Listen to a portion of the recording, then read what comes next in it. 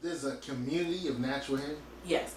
There is a big push for long hair and for hair that looks like, if y'all watch Joan Clayton, Girlfriends, Tracy Ellis Ross, for that type of curl. And there's a lot of money now being made with people black women trying to get their hair to look like, my hair is never going to look like that. Right. And I think we still idealize that. All right, that's for Tracy Ellis Ross, one of my faves. All right. Yo, it's your man DJ Seiko, YAP Radio. We're actually doing Golden Fold Radio in the YAP studios. I got DJ Polo. Which camera you on, Polo? And we're live. And we have Clever Speaks. Give it up for Clever Speaks. Applause button. All right. Golden Fold Radio is all about fatherhood.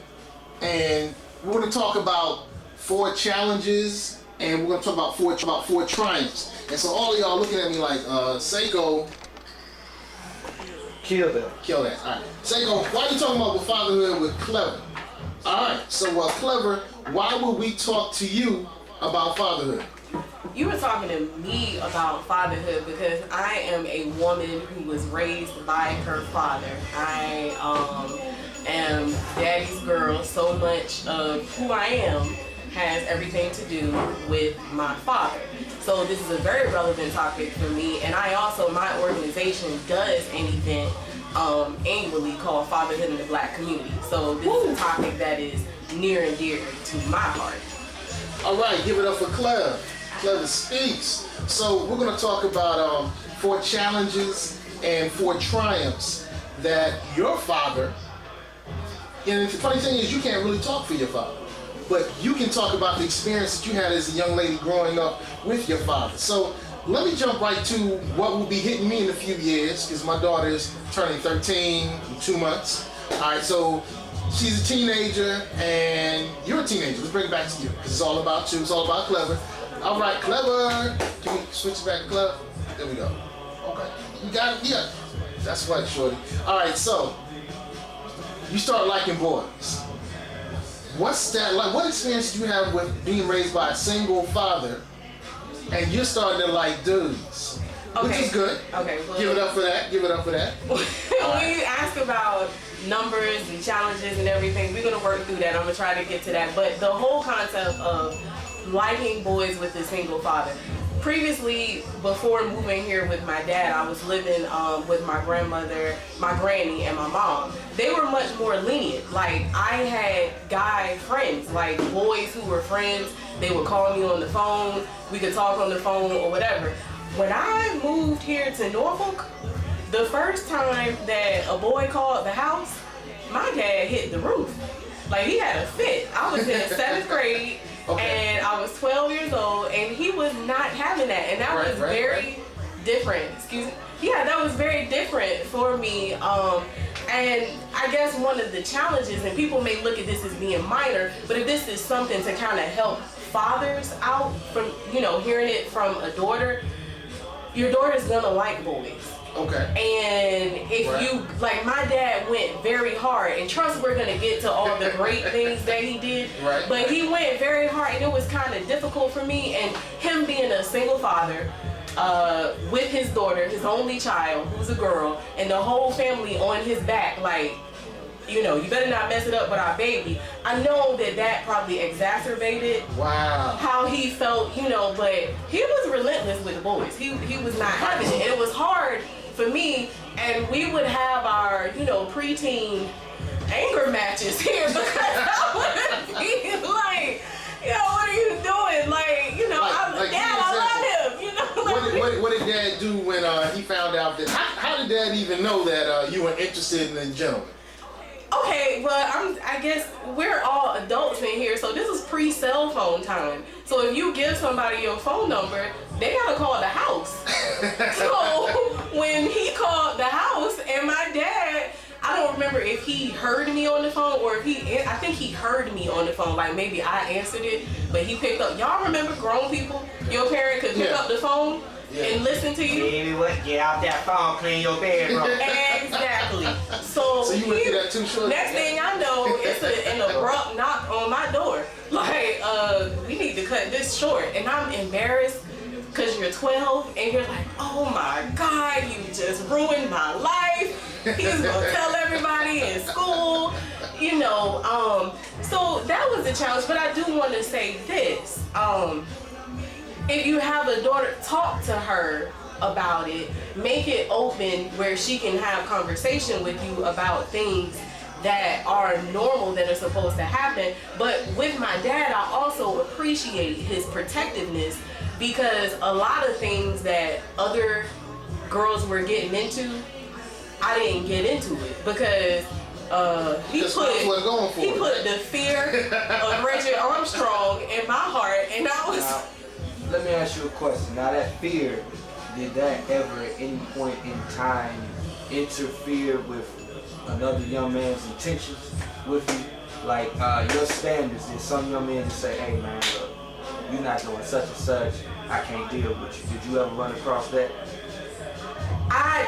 No, and I think the girl and the woman that he raised me to be, and I'm being straight up honest with you about this, I have not had that experience with guys where they were after one thing. I have always had guys that wanted to get to know me, and it never became a problem. But I think a big thing, because of what my dad and my family instilled in me, I think had I met that, I mean, I just had other things going on. So I wasn't seeking love. I wasn't like, oh my God, I need somebody to love me. Right.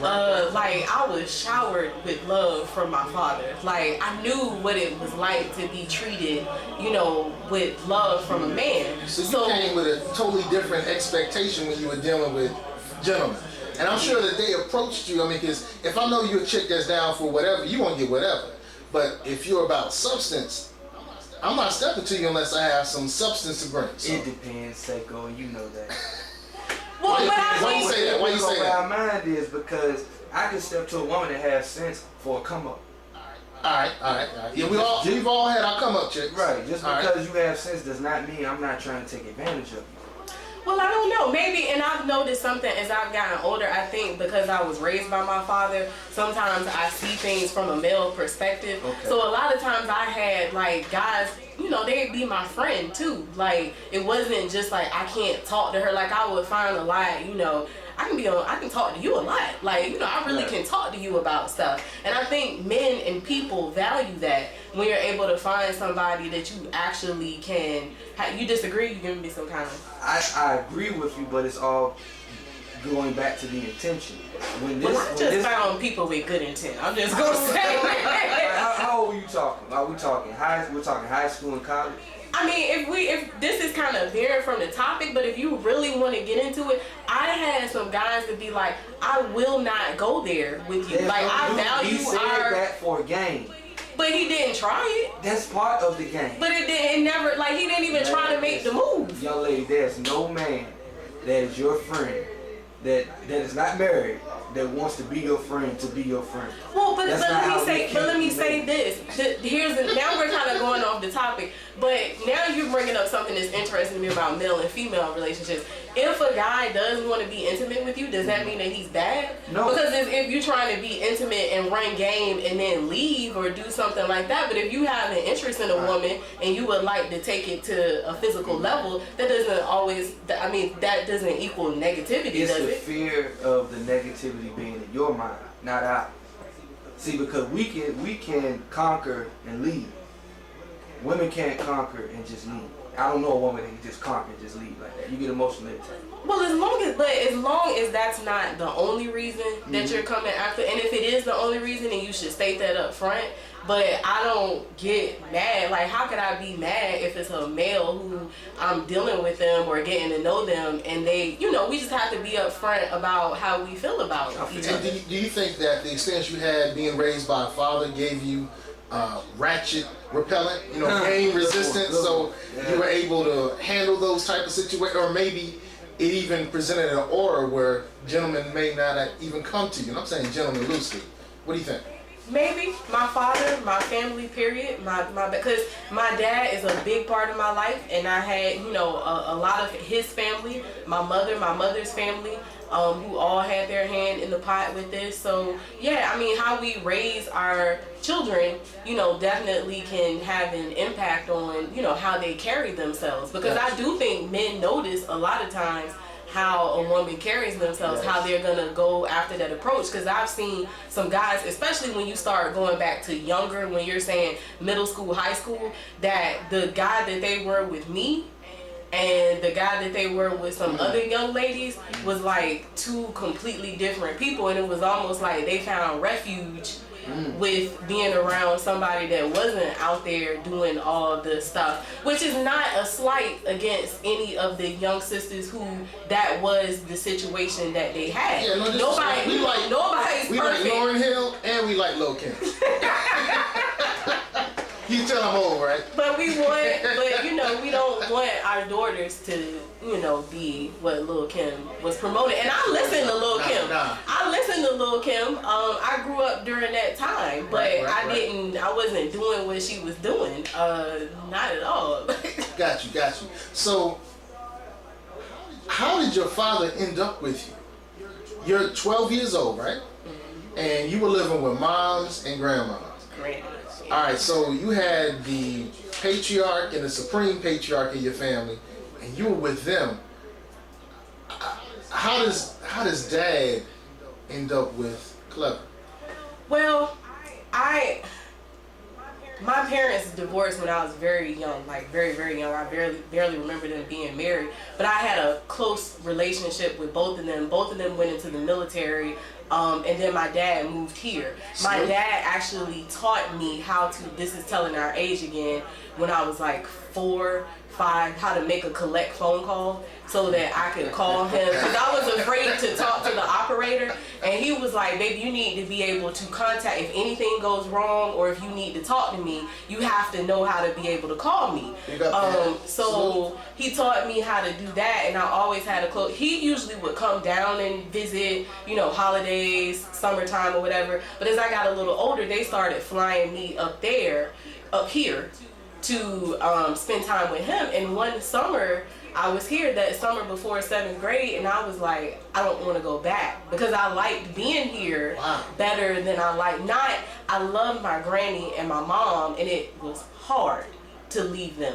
But being here away from, you know, where I was from and the people I met here and the experiences I had with my dad and everything, I just was like, I want to stay. Salutes to Dad. Salutes.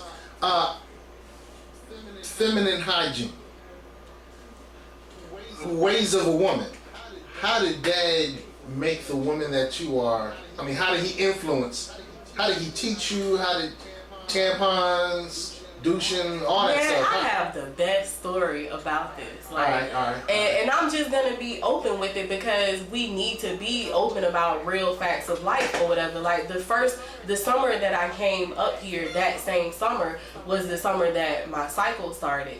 And I freaked out. Like, I was kind of like in denial, scared, whatever. And then I told him, and he was so calm. Like, he was just as cool as a cucumber. And he went to the store, came back, because I told my mother too, of course. I told her on the phone, but he came back with everything, took care of me, you know, told me what to do. I had, you know, of course I talked to my mom and my granny about it, and they said a lot of things, but my dad, he knew what to get.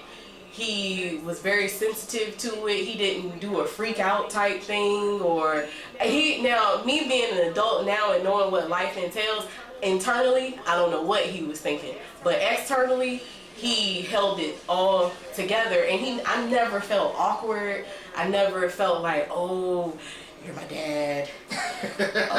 What am I gonna say or anything like that? He made it just so normal and natural for me. And even like we had this thing where I would have to give him a list every month of like the things I would need from Walmart, or just like lotions, did all these things. So those feminine hygiene products, before I was old enough to drive, or if I wasn't able to go with him, that would be on the list. So my dad apparently would be up in Walmart or whatever store, with some Always and all this stuff. And he'd just come back and, bring me the things that sometimes he recommended when I was little, like some things or whatever. So, and I mean, my grandparents were married 54 years until my grandfather passed, and he has 3 younger sisters. So, and my grandmother was a home ec teacher and a special education teacher. So, I mean, I guess he saw what his sisters went through or whatever, but he made it very natural, very, like, I was never embarrassed. And that's a good thing with dads, like, don't freak out. Do not freak out. It's natural, it's nature. Like, just go with the flow and be there for your daughter. Be ready to answer any questions that she has, and we'll be all right. We're not gonna break. Being as though you were raised with a strong male figure in the household, when you're out, can you identify women that aren't and they haven't been? And if you can, what are those traits? So a young man that's courting and maybe want to make a decision about a woman, you might can say, hey, wait a minute, I need to look out for that red flag. Well, first I was saying, all fairness, men and women get affected by not having a father, and one thing that I've had to deal with is the residuals of men who grew up without fathers. And that's an issue too, because just like it affects females in a certain way, it needs to be addressed, the fact that men have pain in ways that they react or don't know how to react or what to do, because they are hurting from their fathers not being in their lives. And that's been more of an issue for me. But I guess you're saying some traits. When people are really seeking out love, when it's just like you can't be alone, you gotta have somebody, and you're gonna put up with anything. But I'm noticing now that a lot of men seem to like the woman who will put up with anything. Lazy. Down for whatever. Ain't no mouth. No nagging. Yo, we like playing But it's video not games. nagging, you know what I'm saying? Like, nagging is not good, and nobody wants nagging, but nagging and standards. Nagging and expectations, sometimes people tend to blur all those things together, and there's a difference between the two. I have standards of, how you should treat me, how I'm gonna treat you, things that will make this situation work or not, versus nagging, just, having nothing positive to say, and everything is just, bad. Those are 2 completely different things. Excellent. It's YAP Radio, the Golden Fold Radio, where we talk about fatherhood. And we have Sister Clever Speaks from Clever Communications. Tell me about that. Clever Communities in Action is my nonprofit organization. And the in action part, people want to say Clever Communications or whatever. The in action was so important to me because like you said, I'm a community activist, and if you are involved in the community, if we have a stake in our community and in our lives and the future generations, we have to be in action. There's a lot of talking. Like, this organization is about doing, getting the work done, seeing a void, and not just sitting back and talking about it and complaining about it. We are in action. We are making changes. So the organization primarily focuses on youth and literacy and just life skills to improve their lives. There are several programs that I have, and one of the main fundraisers I do is the Black History Month Youth Book Drive, in which over the last 4 years, in the month of February, I've raised over $5,000 and put over 800 brand new books written specifically for Black youth into 6 local elementary schools. Grassroots movement.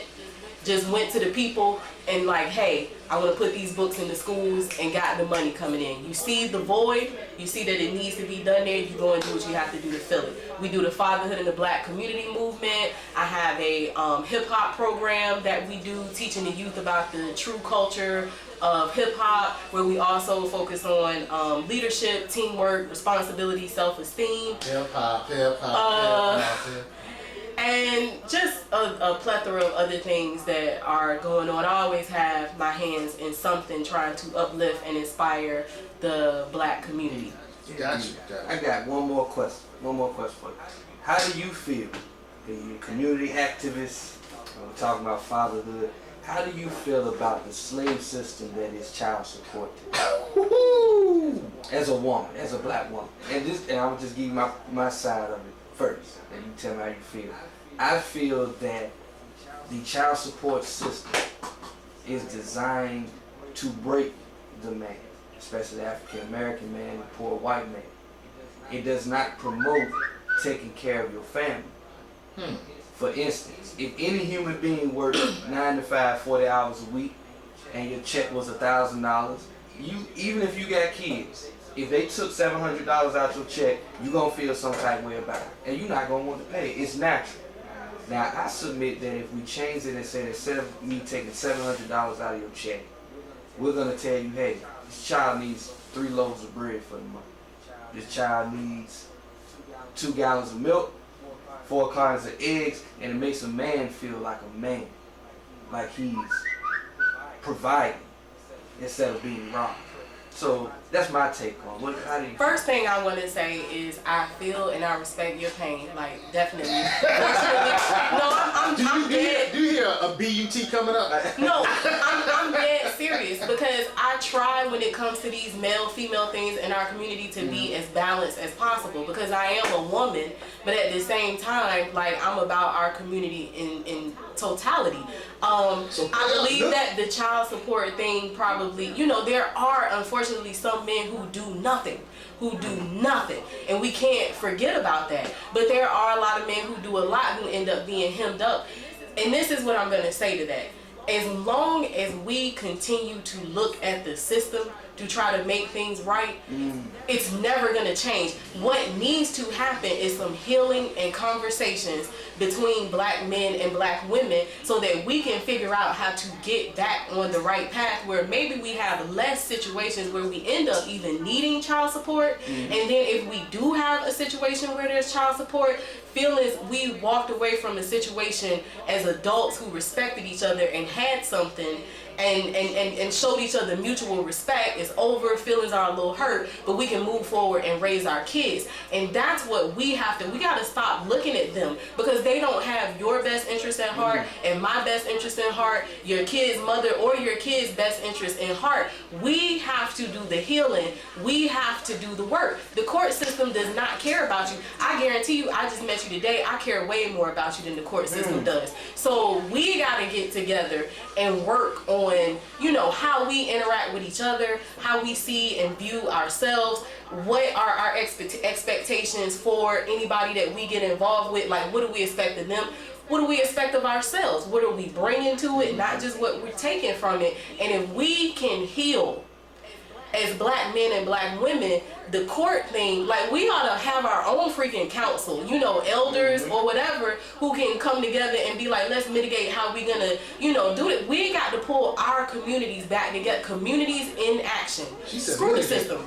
How old are you? Go ahead, girl. I'm old enough, like my granddad used to say, I'm old enough to vote. Yo, Clever is on point, dude. All right. No, brains and beauty, she got it. So that's what you I love my people, and I'm loving the energy from this conversation. But please give me the opportunity to say the good things about my dad, because I said the thing about the boys and all that. Well, you love that. I love that thing. So every time you say something that's D-worthy, talk about Pops. Talk about what Pops did. I'm not an emotional person, but I don't, oh my God, I hope y'all don't make me like tear up a little bit. But my dad put me first. My dad put me first with everything. When he dated or anything, like I came first. And I knew that, and I never ever had to wonder where he was, how he felt, if he loved me, or anything along that line. And I noticed growing up that you look back and you see how much of an effect that had on your life, that knowing your father was there. You know, later in my life, my dad, he got ill and we've had some challenges and different things have occurred. But that foundation that has been set, it never ever can be taken away. And so he was there. He taught me, you know, he just little things I look at, like making me more responsible. Like before, I was more spoiled, and I was still spoiled, but in a different way. It was like, you gonna get up and you gonna iron these outfits for the week. You're gonna get up, you know, you're gonna learn how to, you know, cook this food. He taught me things and he made it fun, and we laughed and we joked, and he was very strict about things, but we still had our fun. And he told me, you know, he was like, he was really a stickler about time. If I'm supposed to be back at this time, then I had to be back at that time. And I felt he overreacted. Later in life, he told me, when you were gone out, until you came home and closed the door and I heard you go in your room, I didn't sleep. So he was like, you know, I could hear ambulance or anything like that. He said he slept light. And I see some parents now, and you might say that's overboard for him to be like that, but I see a lot of parents who aren't that in tune to what's going on with their kids. And so to know that he loved me like that, and his family and the rest of my family, but even my dad's family, like growing up, I lived in one part of Alabama, and my dad's family was from a different part of Alabama, not too far away, but most of the family was spread out in Alabama and Atlanta. And during the holidays, you know, one of my aunts or uncles would come and pick me up to make sure that I got down there with my dad's family, because that's where I spent the holidays, on Christmas or whatever. And I was that important. Like, I felt love, and when you look back now, I'm like, well, y'all went out the way. But it was that imperative that this 8-year-old was there for this family celebration. And that, you know, I grew up around love. And when you grow up around love and you are not seeking love, like love is there and that's what you know, it affects I think it may affect who you draw, like the type of people that you draw to you and how you treat people as well. Wow. All right, y'all. Clever Speaks. From Clever Communities in Action. All right, so hey, we thank you for being on the Golden Fold Radio on YAP Radio. All right, thank you for having me. Yo, this has been great. Yo, Polo, man, what you think, man? Beautiful show. Thank you for coming by. I have to have you on my show. So thank you. No doubt. Let's make it happen. All right, let me know. Now listen, we hard hitting questions. Like we don't pull punches. Yeah, they That's don't. all right. They don't. Okay. But hey, I appreciate we need more people in our community. That's what's up. All right, so this is Golden Fold Radio on YP Radio, where we discuss fatherhood. And today we had Clever, and we want to give a salute to her father. We want to give a salute to Starr Armstrong. And big up to all the black fathers out there, all the fathers, but especially the brothers, because y'all get a bad rap. Oh my gosh, y'all get a bad rap. And, you know, I see y'all trying. And the ones who, you know, want to try, just shout out to the black father, man. I love y'all. Special place in my heart. Indeed.